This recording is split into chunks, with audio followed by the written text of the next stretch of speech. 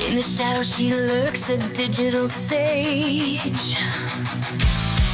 Her words cut through like a sharpened blade. Political cow, her voice brings rage. A rebel in the neon-born parade.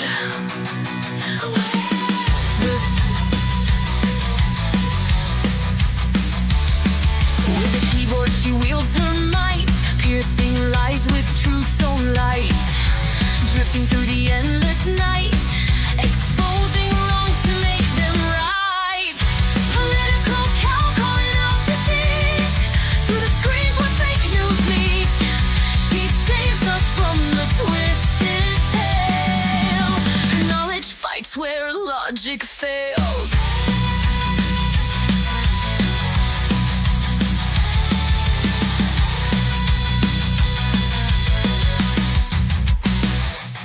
In a world where falsehoods grow, her wisdom like the wind it blows through every corner, every show, a beacon where the lost crowds glow.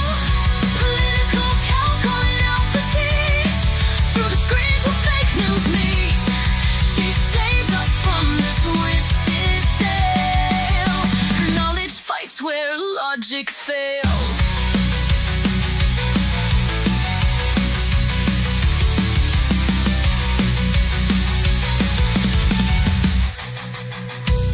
In a cycle where truth gets blurred, her voice is the sword we've heard, cutting ties with every absurd, leading flocks with every word.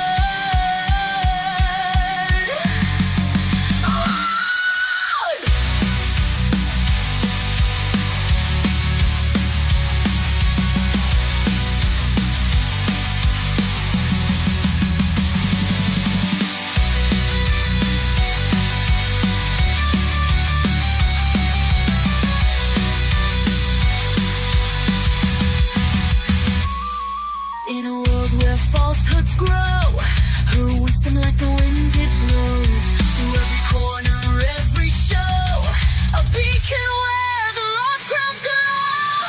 Political cow calling out deceit through the screens where fake news meet. She saves us from the twisted tale. Her knowledge fights where logic fails.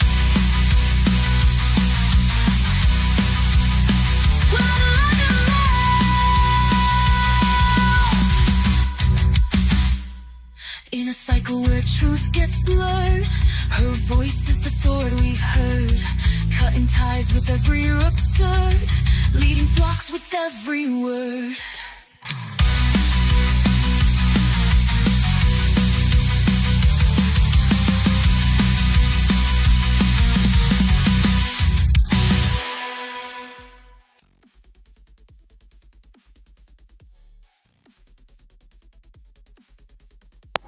Hey, what's up, everybody? Let's get going. We're happening now. Meeting with Emmanuel Macron. Let's get it rolling here. Well, thank you very much. We very much appreciate the attention. Today's a big day in that we had a G7 and President Macron, who's a very special man in my book. We were together, we did it together, and I think a lot of progress has been made. We've had some very good talks with Russia. We've had some very good talks with others, and we're trying to get the war ended with Russia and Ukraine, and I think we've come a long way in a short period of weeks. And the president's been very helpful also. And we're also talking about trade, various trade deals that we will be doing with France, and we'll be discussing a little bit further. Then we'll have a press conference later on. You can ask some questions. We'll be having a press conference in a little while. We're going to have lunch with the entire French staff, and we look forward to it. And again, the relationship's been very special with France and very special with this gentleman on my right. And we look forward to keeping that going for a long period of time. Thank you very much. Thank you. Thank you, Mr. President. Thank you. Thank you. No, thank you. I want to thank Mr. President for his hospitality. We had a good discussion this morning for the G7 here. And for the third year of this war in Ukraine, and I think our common objective clearly is to build peace and a solid and long-standing peace. And this is what we will discuss, obviously, because I have great respect for the bravery and the resistance of Ukrainian people. And we do share the objective of peace, but we are very aware of the necessity to have guarantees and solid peace in order to stabilize the situation. I'm here as a friend because through centuries we've been friends, and we are personal friends, as you mentioned it, because we work very well together. And I think the US and France always stand on the same side, the right side, I would say, of history. Mm-hmm. And this is exactly what's at stake today. And this is a very important moment for Europe as well. And I'm here as well after discussions with all my colleagues to say that Europe is willing to step up, to be a stronger partner, to do more in defense and security for its continent, and as well to be a reliable partner and to be engaged on trade, economy, investment in a lot of topics. So I'm very excited by the discussion we will have, and obviously we will follow up. And I want to thank you again, Mr. President, for your presence for Notre-Dame de Paris. It meant a lot for French people, and I want to thank you for that. That's the cathedral, and they've done a fantastic job. The president's done a great job in bringing it back. That was a terrible thing, like, what, 5 years ago? Yeah. Watching that burn was a very horrible sight, and you've done a fantastic job in bringing it back, so I congratulate you. Thank you for being here. Thank you. Very much. Anybody want to ask a question or two? Is that a foolish question? Thank you, Mr. President. Critical minerals deal. It looks like we're getting very close. The deal's being worked on, and we're, I think, getting very close to getting an agreement where we get our money back over a period of time. But it also gives us something where I think it's very beneficial to their economy.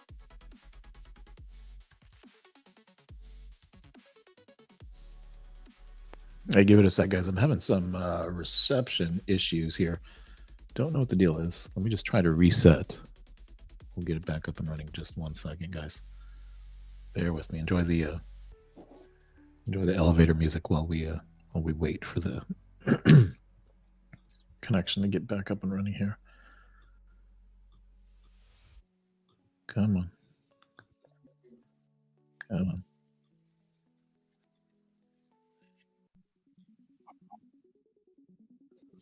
Beneficial to their economy, to them as a country. But, you know, we're in for $350 billion. How we got there, I don't know, but that's a lot of money, a lot of money invested, and we had nothing to show for it. And it was the Biden administration's fault. The Europeans are in for about $100 billion, and they do it as in the form of a loan. And the Europeans have been great on this issue. They understood it wasn't fair, and we were able to work something out. But with the Ukrainians, I think I can say that we're very close. Scott's around here someplace, and I think we can say that we're very high, Scott. I think We're very close. Do you have something to say about that, Scott? We are very close. The Good. 1 yard line. All right, good. Mr. President, What? would a mineral deal include a security guarantee for Ukraine? Well, it'll be, Europe is going to make sure that nothing happens. I don't think it's going to be much of a problem. I think once we settle, there's going to be no more war in Ukraine, and you're not going to have it. It's not going to be a very big problem. That's going to be the least of it. Mr. President, we're hearing from some Greek media reporting that the U.S. has agreed to shut down a military base in Greece that's been a logistical hub for NATO. That who shut down? That the U.S. has agreed to shut it down at the request of Turkey and Russia. Is that at all true? Marco, do you have anything to say about that? Please. Sure, that's a no. That's a no. Mr. President, Mr. Is it a President, no? it's a no, sir. It's not a correct story. Thank you. Mr. President, how do you react to people in Europe who say that you are abandoning Ukraine and that you are going to sacrifice the security of Ukraine by making a deal with Vladimir Putin? No, we're helping Ukraine like nobody's ever helped Ukraine before. And I can say this, if I didn't become president, Ukraine would right now still be at a level where there would be no even thinking about a peace. And it was, it's a sad thing that this happened. This would have never happened, this war, if I were president. Zero chance. And it has happened. So my function is to get you out of the war, get them out of the war, let them live. It's a bloody war, it's a horrible war. Thousands of people are being killed a week. And I would say Russia, maybe 700,000 people. I think Ukraine probably a similar number. And that's not talking about the towns and the cities that have been blown up. That's talking about soldiers. This has been a horrible, bloody mess. And we're going to get it solved. We got to get it solved. And you know, we're not talking about America's soldiers, soldiers from this country. We're talking about Russia and Ukraine. But on a humanitarian basis, we have to get this very, very bloody, savage problem solved. And I will say this also, it could lead to World War III if it's not solved. You know, there'll be a point at which it's not going to stop at those two countries. Already there's such involvement from other countries. And it could really lead to a very big war, World War III. And we're not going to let that happen either. Would you support the idea to send European troops in Ukraine to back the ceasefire? European troops may go into Ukraine as peacemakers. So when the agreement is done, they can watch that everything's followed properly. I don't think that's going to be a problem. And a lot of the European countries, I think, I don't want to speak for France, but I know that the president's talked about doing that also. I think that'll be a very good day when we can go in as peacekeepers as opposed to what's going on right now with everybody being killed. Will they have U.S. backing, those troops going into Ukraine? Will they have U.S. backing from U.S. troops? Well, we're going to have a backing of some kind, and obviously the European countries are going to be involved. And I don't think you're going to need much backing. I think that's not going to be a problem. Once an agreement is signed, Russia's going to get back to its business, and Ukraine and Europe are going to get back to their business. I don't think it's going to be a problem. Can you talk about DOGE? What? Will you meet with President Zelensky soon? I will be meeting with President Zelensky. In fact, he may come in this week or next week to sign the agreement, and which would be nice. I'd love to meet him. Would meet at the Oval Office. So the agreement's being worked on now. They're very close to a final deal. It'll be a deal with rare earths and various other things, and he would like to come, as I understand it, here to sign it, and that would be great with me. I think they then have to get it approved by their council or whoever might approve it, but I'm sure that will happen. Monsieur le Président Macron, est-ce que vous pouvez commenter ce qui a été dit par le Meeting with Président? President Putin also, yes. I don't know when we speak. We're trying to get this thing worked out, but yeah, at some point I'll be meeting with President Putin too. Monsieur Macron, s'il vous plaît, est-ce que vous pouvez nous dire quelques mots en français? Mr. I President. can say a few words in French. No, le président l'a dit, je pense que c'est un moment important. C'est un moment important de la discussion. On veut bâtir la paix en Ukraine et le bilan qui a été rappelé, en réalité, il y a d'1 million de morts et de blessés depuis le début de ce conflit et de cette guerre d'agression. Notre volonté, c'est que cette paix dure, parce que nous avons déjà eu un cessez-le-feu et une paix qui n'a pas été respectée. C'était les accords de Minsk, 1 puis 2. Et donc le corps de cette discussion, c'est de s'assurer d'abord qu'il y ait un cessez-le-feu, ensuite que les Ukrainiens soient impliqués. Et je pense que ce que vient de dire à l'instant le président Trump est très important, c'est-à-dire qu'il va rencontrer rapidement le président Zelensky pour signer cet accord sur les minerais critiques et les terres rares, et que c'est aussi un moyen d'avoir une implication américaine forte. Les Européens sont prêts à prendre leur charge sous des formes diverses, de soutien à l'armée ukrainienne, de présence y compris pour s'assurer que la paix soit durable. Et l'implication dans la durée des États-Unis d'Amérique à travers cet accord est une bonne chose. Et donc tout est encore à construire. Et je ne veux pas préempter les discussions. Mais nous partageons le même objectif. Et ce qu'on a discuté ce matin, pendant 1 heure après la visioconférence ensemble, et ce qu'on va continuer de travailler, sont pour moi des bonnes avancées. Et l'annonce de... Est-ce que l'intégrité territoriale de l'Ukraine est encore un objectif crédible? Spoken about this just a moment ago. This is exactly what we want to do. We want to build peace with Ukraine.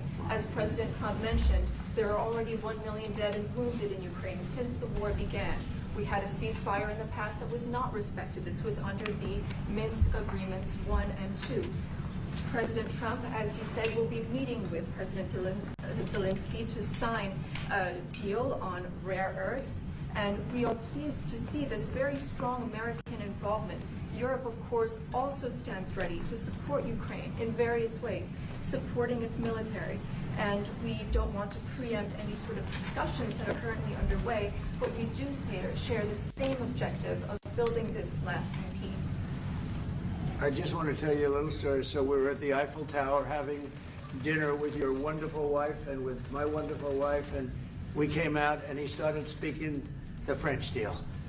And we didn't have an interpreter, and he was going on and on and on, and I was just nodding, yes, yes, yes. And he really sold me out, because I got back the next day and I read the papers. I said, that's not what we said. He's a smart customer, I will tell you that. Sure. How would you Exactly what we agreed. Mr. President, you called Zelensky a dictator. Would you use the same words regarding Putin? I don't use those words lightly. I think that we're going to see how it all works out. Let's see what happens.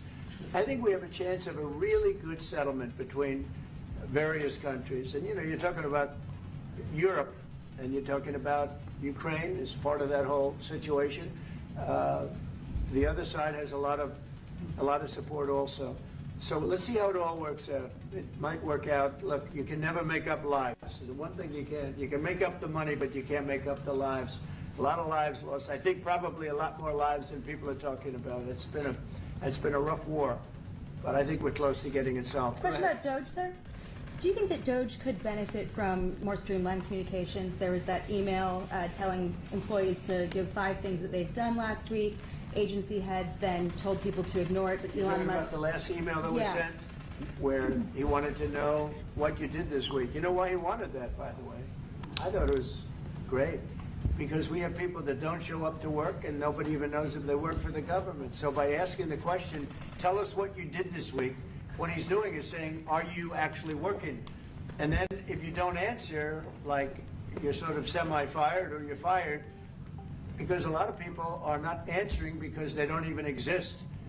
They're trying to find, that's how badly various parts of our government were run by, and especially by this last group. So what they're doing is they're trying to find out who's working for the government. Are we paying other people that aren't working? And, you know, where's all that? Where's the money going? We have found hundreds of billions of dollars of fraud so far, and we've just started. We're actually going to Fort Knox to see if the gold is there, because maybe somebody stole the gold. Tons of gold. Some of the agencies... So I think it was actually, there was a lot of genius in sending it. We're trying to find out if people are working. And so we're sending a letter to people, please tell us what you did last week. If people don't respond, it's very possible that there is no such person or they're not working. Some of the agency heads instructed their employees not to respond because they were waiting on further guidance, but Elon Musk's tweet said a failure to respond would be taken as a resignation. So there's been a disconnect in communications. Yeah. Are you concerned at all about that? No. That was done in a friendly manner. Only things such as perhaps Marco at State Department, where they have very confidential things, or the FBI, where they're working on confidential things. And they don't mean that in any way combatively with Elon. They're just saying there are some people that you don't want to really have them tell you what they're working on last week. But other than that, I think everyone thought it was a pretty ingenious idea. We have to find out where these people are. Who are they? And we said, if you don't respond, we assume you're not around. And that holds, that stands. And you're not getting paid anymore, too. So, you know, we're doing a real job. And we just had a poll come out, I guess the Harvard poll, saying that it's massively popular what we're doing. So. Mr. President, do you still believe in NATO, in the alliance between Europe and America in NATO? Are you going to NATO go to the is summit in June? very much involved in this. When I first got elected at the very beginning, first term, I got hundreds of billions of dollars put into NATO. NATO had no money because they hadn't paid for years. And I said, look, if you don't pay, we're not going to be a part of NATO. We're not going to protect. We're not going to do what we're supposed to do. And we took in hundreds of billions of dollars into NATO. No, NATO is a good thing if it's done properly and if it's used properly. Mr. President, in these days you speak a lot about the tariff in Canada, in Mexico, and in Europe. I want to know what is your idea about Italy, if you want to make the same thing in Italy. Well, what? Can you talk up a little louder? In these days... No, louder. Can you talk a little louder? You have a beautiful voice, but you're not... In these days you speak... Where are you from? Italy. From Italy? Oh, I love Italy. Go ahead. I want to know if you have the same idea with Italy about tariffs. Well, look, I love Italy, and Italy is a very important nation. We have a wonderful woman as your leader, and she was on the conversation today, one that we had, the G7. And no, I think Italy is doing very well. I think Italy's got very strong leadership with Georgia. Monsieur le Président, qu'est-ce que vous répondez au président Trump qui a dit que les Français et les Britanniques n'avaient pas... Any other questions over here? Yes, ma'am. Can you clarify what you meant in your truth today on the major economic development transactions between the U.S. and Russia? More With respect to what, Russia? in solving a peace deal, you said there will be major economic development transactions which will take place between the United States and Russia. Yeah, we're trying to do some economic development deals. They have a lot of things that we want, and we'll see. I mean, I don't know if that will come to fruition, but would love to be able to do that if we could. You know, they have massive rare earth. It's a very large, it's actually the largest in terms of land. It's by far the largest country. And they have very valuable things that we could use, and we have things that they could use, and it would be very good if we could do that. I think it would be of the overall transaction is ending the war.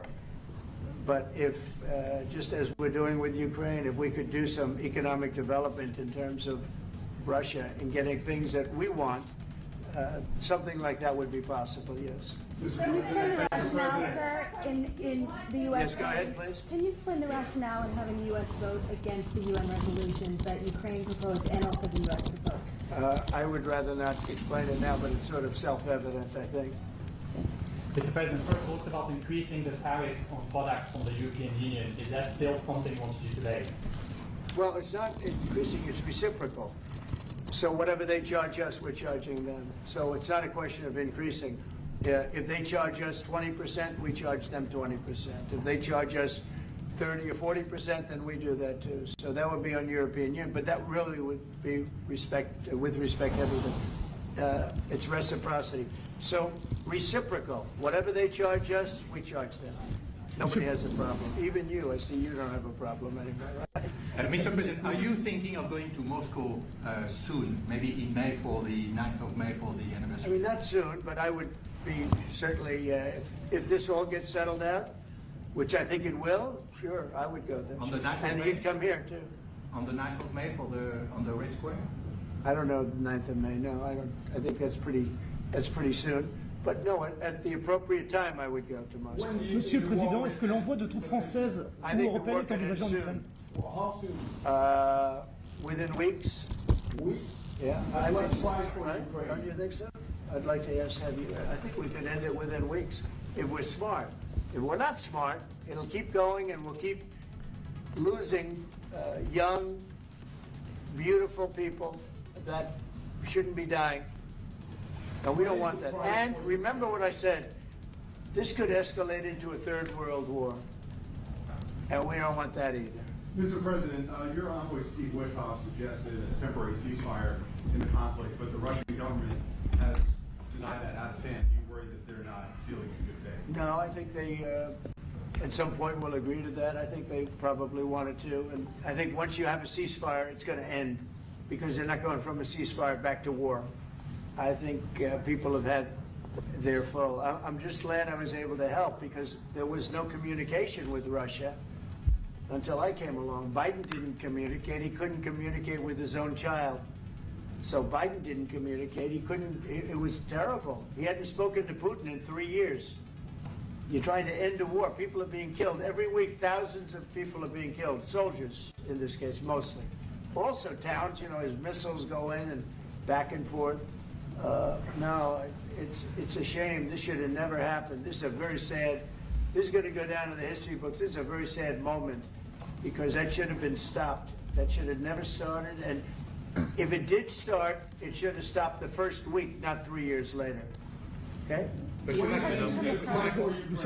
répondre, if you allow me, because je pense que plusieurs questions de vous et de votre collègue qui ont été posées en français et qui rejoignent les questions posées par les collègues américains. D'abord, cette discussion est utile et construire la paix est une nécessité.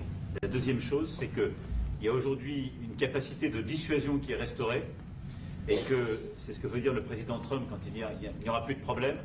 Je pense que la force du réengagement américain aujourd'hui, c'est en quelque sorte l'incertitude aussi pour le président Poutine. Et donc il y a une capacité de dissuasion qui est là, qui permet de sceller d'abord sans doute une trêve, la capacité à vérifier que cette trêve est respectée, et ensuite un accord de paix qui permettra de reconstruire l'Ukraine, mais de lui apporter aussi les garanties de sécurité. Dans le cadre de ces garanties de sécurité, nous pensons que nous avons notre rôle à jouer.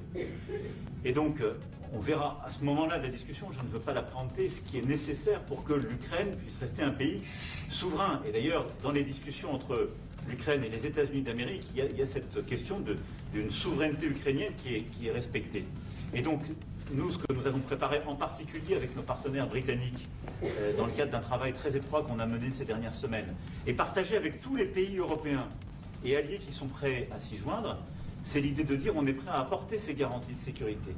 Les conditions, elles doivent en être définies. Par l'envoi de troupes. Elles doivent être définies par l'accord. Ça peut aller jusqu'à l'envoi, comme l'a dit le président, de troupes qui iront observer que la paix est bien respectée, qui iront se positionner, pas sur la ligne de front, pas pour justement, en quelque sorte, être dans le conflit, mais marquer une présence comme une garantie.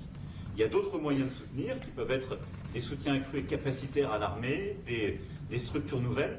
Et je pense aussi que l'accord qui est discuté, le président l'a dit, la crédibilité américaine qui est mise dans ce moment, c'est aussi montrer que chacun est dans son rôle, mais que nous avons une unité, Européens et Américains, et donc avec une forme de garantie que les Américains prennent par la discussion sur les minerais critiques qui sont en train de finaliser. That is the most beautiful language. I have no idea what he's saying, but that is the most elegant, beautiful language. Go ahead, please.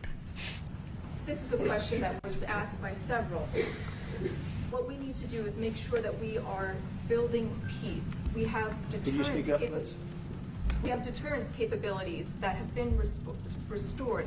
As President Trump said, there won't be any more problems. We've seen the U.S. re-engagement and the message that that sends to Mr. Putin. We have deterrence, which will allow a truce to take place, verification of that truce, and then a peace agreement can be put in place so we can start rebuilding Ukraine with security guarantees. And we have a role to play in that. Again, I'm not preempting any discussions, but we've spoken about Ukraine's sovereignty, and that has been a subject of discussion between the U.S. and Ukraine. We have also been working closely with our British partners this week. We've shared this information with other European countries, and we are ready and willing to provide those security guarantees, which could perhaps include troops, but they would be there to maintain peace. They would not be along the front lines. They would not be part of any conflict. They would be there to ensure that the peace is respected. Our assistance may include other capacity building, perhaps for the military. We see U.S. credibility here. We each have our role to play, but it will be done in a united fashion. In the Mr. President, do you think that Ukraine should give up a part of its territory? Well, we're going to see. It's a negotiation that's just starting, and they've been fighting, and there's been a lot of land that's been taken. So we'll have to see how that works out. That's part of the negotiation. I will say there was great unity in that room today. We were via Skype or whatever, but it was great, tremendous unity today in that room with the other countries. Ukraine wants I was very some impressed. territories back. Can they take it back? What they lost in the past years? That's not an easy thing to do, is it? Right? It's not an easy, just asking whether or not you can take back the land that they lost. And I say that, yeah, perhaps some of it, yeah, I hope so. But that's not an easy thing to do. Macron on the frozen It's Russian going to be assets. something we're talking about. Will you convince Macron Vladimir on the Putin front- to accept the European troops as peacekeeper, would you think? Yeah, he will accept that. He will accept I've it? asked him that question. You talked to him? I've asked him that question. Is said France yes? going to lift the block on the Because 300 he's billion? not, look, if we do this deal, he's not looking for more war. He doesn't mind, but I've specifically asked him that question. He has no problem with it. Is France going to lift the block on the 300 billion in frozen Russian assets in Belgium? France has opposed unfreezing it to pay Ukraine and compensate the U.S. for its support. Is France going to lift its opposition to that? This is, we speak about frozen assets.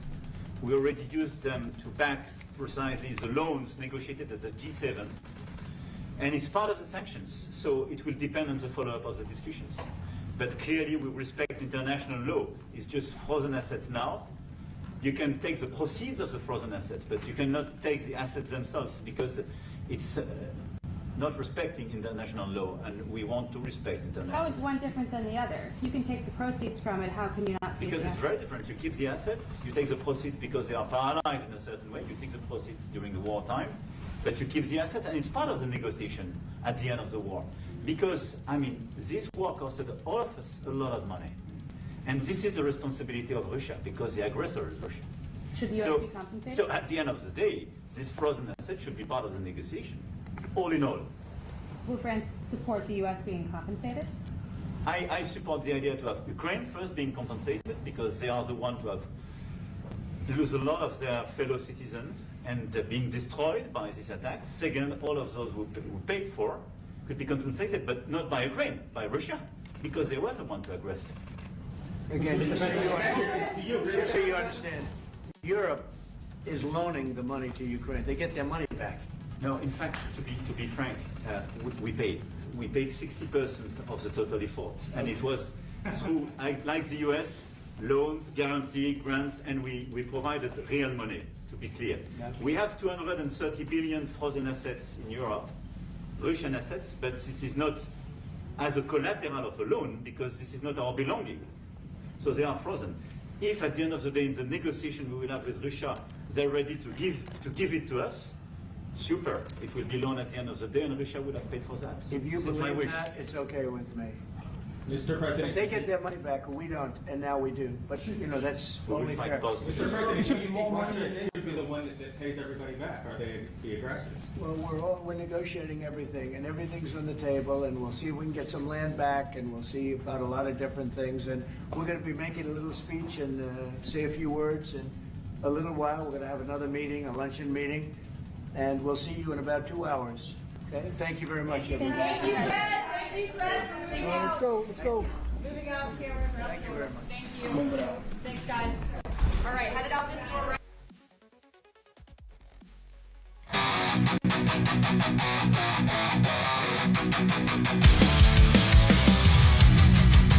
I'll catch you guys next time. In the shadow she lurks, a digital sage. Her words cut through like a sharpened blade. Political cow, her voice brings rage. A rebel in the neon-born parade.